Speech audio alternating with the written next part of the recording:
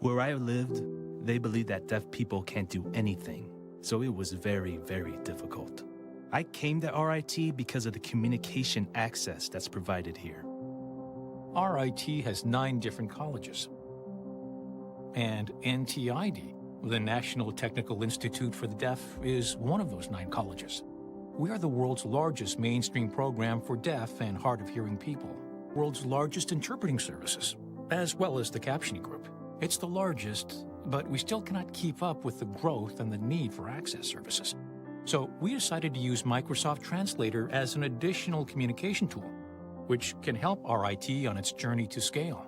Microsoft Translator uses AI to provide another really strong bridge for the gap that has been there so long. As a deaf person, I want the exact same information that my hearing friends have. Presentation Translator was easier than we thought it would be.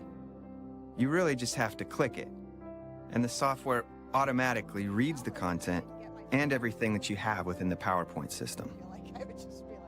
The Cognitive Services custom speech recognition is critical for capturing vocabulary words that wouldn't be necessarily conventional in everyday life.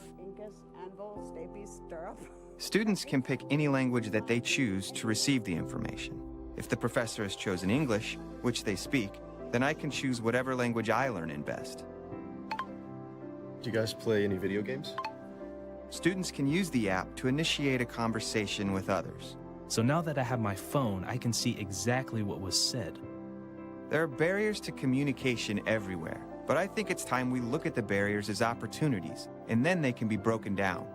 Microsoft Translator has the ability to provide opportunities to reach out to everyone. 57 million people with disabilities in the United States. This is their everyday experience.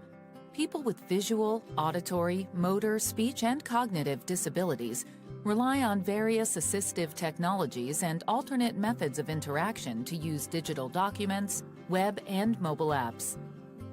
People with visual disabilities may rely on screen readers, braille displays, zoom functions, or high-contrast colors to get value from what's displayed on screen. Digital accessibility is the practice of making digital documents, web, and mobile apps accessible to everyone, including people with disabilities.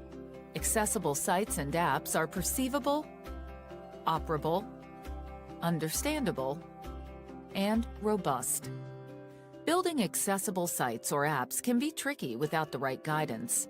The Web Content Accessibility Guidelines, or WCAG, published by the W3C, is the standard rule set that defines what makes a site accessible.